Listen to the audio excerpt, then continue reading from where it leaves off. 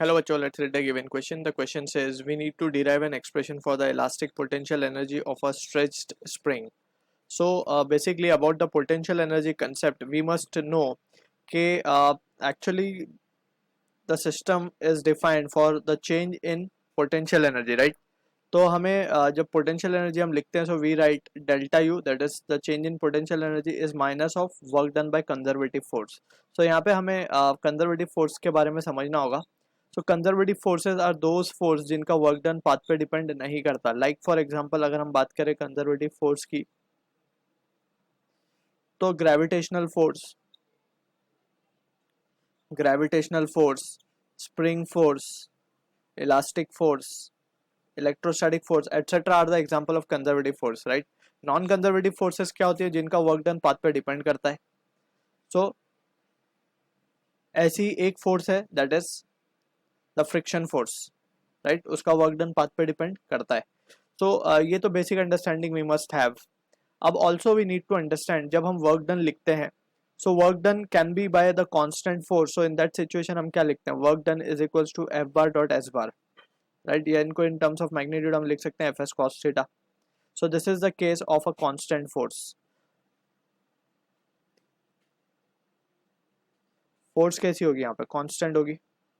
अब बात करते हैं वेरिएबल फोर्स की. सो वेरिएबल फोर्स में वर्क डन कैसे लिखा जाता है, integration F bar dot d x bar, right. So this is how we write for the case of variable force. जब भी फोर्स वेरिएबल होगी so in that situation work done can be calculated using integration F bar dot d x बार.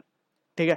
अब हमसे बात की जा रही है कि we are interested in calculating the potential energy of stretch string. So जैसे हमने डिस्कस किया कि change in potential energy is defined not the exact potential energy या absolute potential energy, right. So जब हम बोलते हैं वर्क डन बाय, जब भी हम वर्क करते हैं किसी चीज पे so that work get stored in the form of energy जिसे हम पोटेंशियल एनर्जी कहते हैं. लेट्स से फॉर एग्जांपल अगर हमने ग्राउंड सरफेस पे से किसी ऑब्जेक्ट को उठा करके किसी हाइट एच पे रख दिया, राइट. सो यहाँ पे हमने कुछ वर्क किया against the gravitational force. Gravitational force इस ऑब्जेक्ट के ऊपर नीचे फोर्स लगा रही थी mg और हमने ऊपर की तरफ इस पर काम किया. सो इसमें पोटेंशियल एनर्जी कितनी स्टोर हो गई, mgh.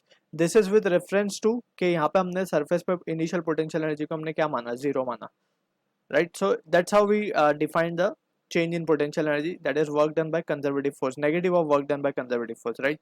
So यही principle use करते हुए we will try to analyze the given question. So अब हम मान लेते हैं कि let's say we have a spring, ठीक है, और ये इस पे ब्लॉक अटैच्ड है, ठीक.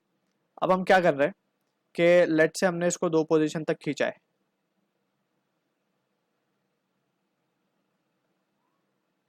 पहली पोजीशन let's say x1, दूसरी पोजीशन let's say x2. पहले हमने इसे x1 तक खींचा, ठीक.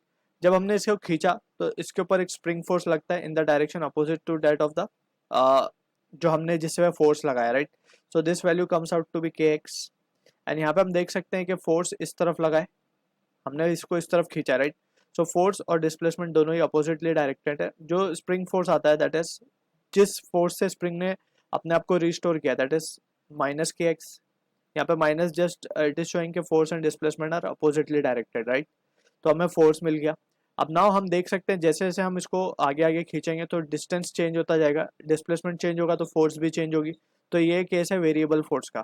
सो वेरिएबल फोर्स के लिए हमने क्या लिखा, work done is integration of F D x, right. For small displacement हम फोर्स को कांस्टेंट मान सकते हैं, सो इसीलिए हम डी एक्स लिखते हैं यहाँ पे, ठीक है.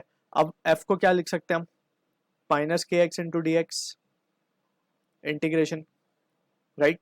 यहाँ पे हम या तो के एक्स की वैल्यू लिख के लिख दें कि माइनस वर्क डन आ गया क्योंकि एंगल डिस्प्लेसमेंट और फोर्स दोनों ही अपोजिटली डायरेक्टेड है. सो यहाँ पे कॉस थीटा की वैल्यू क्योंकि डॉट प्रोडक्ट लिखा है हमने तो 180 हो जाएगी, 180 में भी ये माइनस आएगा, या स्ट्रेट अब हम यहाँ पे माइनस सब्सटीट्यूट कर देते हैं क्योंकि ऑलरेडी हमने यहाँ पे शो कर दिया कि force is oppositely directed to displacement.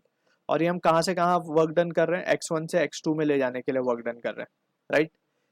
x1 पे जब हमने खींचा तो बॉडी f1 पे आ गई, x1 पोजीशन पे आ गई, फिर उसके बाद ये बॉडी x2 पे आ गई, ठीक है. सो x1 से x2 पे जाने के लिए कितना वर्क डन हमने किया है, that is what we are interested in calculating. So ये हमने यहाँ पे कैलकुलेट किया है, वैल्यूज लिख दी, इंटीग्रेशन लिमिट डाल दी हमने.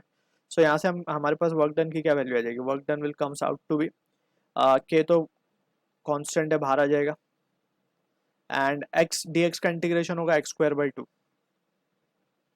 और नेगेटिव को भी हम बाहर ही ले लेते हैं। यहाँ से लिमिट है x1 से x2। सो फाइनली जो रिजल्ट हमें मिलेगा वो मिलेगा माइनस ऑफ के x2 का स्क्वायर बाई 2, और ये माइनस का माइनस प्लस हो जाएगा k बाई 2 x1 का स्क्वायर।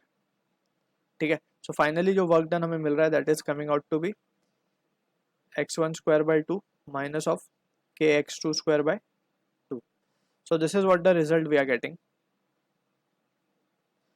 सो अब इसके बाद हम बात करते हैं कि हमें तो पोटेंशियल एनर्जी निकालना है, राइट। सो पोटेंशियल एनर्जी के लिए हम क्या लिख सकते हैं, चेंज इन पोटेंशियल एनर्जी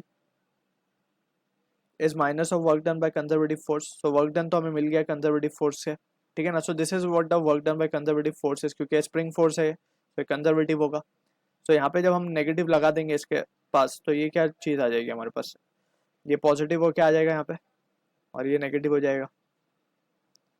तो कुछ इस तरीके से हमें चेंज इन पोटेंशियल एनर्जी मिल गई, यानी कि ये मिली है हमें you final minus you initial, या फिर u2 माइनस u1 लिख दें हम,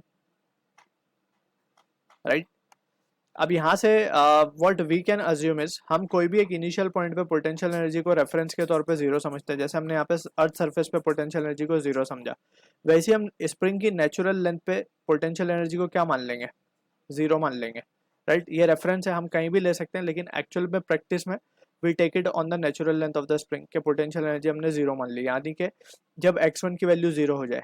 सो इन दैट सिचुएशन हम क्या लिख सकते हैं, potential energy will be equals to k x2 का square upon 2। So this is the answer to the question.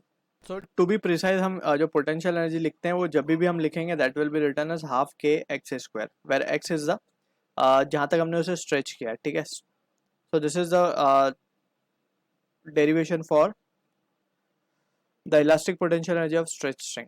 So I hope you understood the solution. All the best.